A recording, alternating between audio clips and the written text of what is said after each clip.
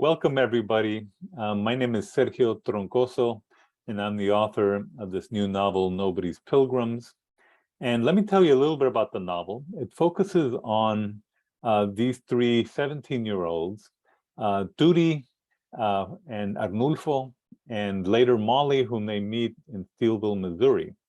So the story begins with Turi going to work at a chicken farm near El Paso, Texas, and the east side, and that's where he meets Arnulfo, who's an undocumented immigrant. And Arnulfo tells him that he's about to take a ride the next day with this old man, Juanito, who's a foreman at the chicken farm, and he's going to get a ride to Kansas City.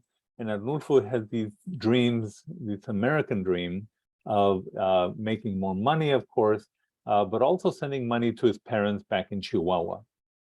So Turi goes home after that meeting, and he has a difficult family life at home. Turi's an orphan, and he lives with his aunt, and his aunt's family doesn't really want him there. Something terrible happens that night, and he decides on the lark that he's going to join Arnulfo and hitch a ride and get the heck out of town. So as Turi and Arnulfo join Juanito in the brand new Ford pickup to get out of town, in Lubbock, Turi notices that Juanito bribes the immigration officer with some money. And so, of course, Turi and Arnulfo immediately know that the truck is carrying contraband. And they think it's drugs, but it is much worse than drugs. And the reader will know what it is, but the teenagers do not. And so they decide to ditch Juanito, and they steal the blue pickup, and they start driving across country. And their goal is to reach Connecticut. And the reason they decide on Connecticut is because Turi is a bookworm. He loves reading in Isleta. He's in fact carrying a crate of books that his Mrs. Garcia, a library friend, gave him for the summer. And so it's a very idealistic form of Connecticut that he's going after, and what he believes his American dream is about. And as they're evading these evil people who are after the blue pickup and what's in the blue pickup, they stop in Steelville, Missouri, a tiny little town of 2,000 people. And they stop because they arrive at the Mark Twain National Forest. And of course, Turi loves Mark Twain. And there they meet Molly Crump, another 17-year-old working class white girl who works in a little tackle shop. And she saves them from a difficult situation.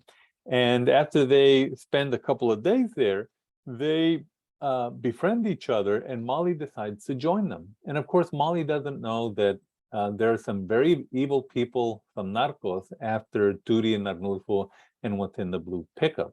And among other people after them is this blonde, blue-eyed narco from Texas, and also some narcos from Mexico, some very bad people who want their truck back and what's in the truck. And as they sort of reach Connecticut, one of the things that I was certainly trying to do in the novel is go from this sort of idealism of New England to the realism that they reach in Connecticut. And also, of course, Turi and Molly start falling in love in the novel. So that's also a sort of a slow simmering romance that's going on. But the Connecticut they reach is a very real Connecticut in which some people want them there and other people don't want them there. And they're also trying to evade, these evil people who are after them. And what's happening in the novel also is something very interesting, is that the United States is collapsing because of a pandemic. And of course, the entire novel, the final rewrite of this novel was turned in to my publisher on February 29th, 2020. That was the last leap day we had, and there were probably 10 or 15 cases of COVID at that time. I don't think it even had the name COVID. So in a way, the novel predicted the pandemic that we were to experience in our lives. And the pandemic in the novel is actually a different pandemic, of course. It's called Marburg B. and it's transmitted by touch, not through the air like COVID. So I waited for the novel to be published. One of the reasons that it took so long was because the original publisher, Cinco Puntos Press, was sold to Lee and Low Books.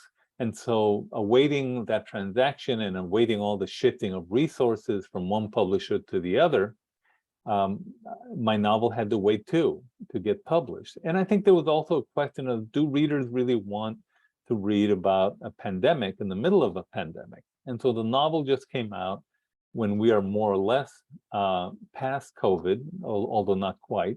But I think readers will love to see these three teenagers, Turi, Molly, and Arnulfo, and the grit and survival instincts and luck and the bond that they forged together to go after the real America.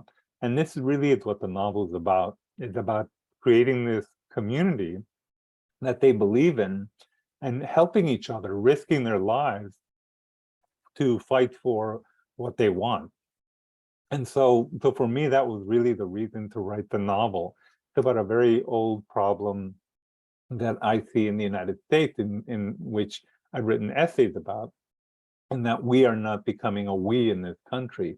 And so this novel is about the grittiness, survival, and American dream of these young people who refuse to give up on the United States, refuse to give up on each other, and risk their lives for each other, even though they're very different people. But they come to create this unbreakable bond that keeps them moving forward and eventually keeps them surviving amid very terrible things that happen to them. So readers, I hope you will enjoy this literary ride, exciting and suspenseful, of Nobody's Pilgrims. I'd love to hear from my readers. You're the reason why I write my work. I'm always trying to look forward to what's going on in literature in the United States, and certainly on this country's main questions and questions about immigrants, which I have dealt with my entire life as a writer. I'm easily available from my website, which is sergiotroncoso.com. I'm also on Instagram, Facebook, Twitter, and all the social media channels. I love to hear from my readers. You are the reason why I write my work. And for me, that's a great day whenever I hear from a reader and tells me how meaningful my work was to them. So thank you again for exploring Nobody's Pilgrims, and I look forward to hearing from you.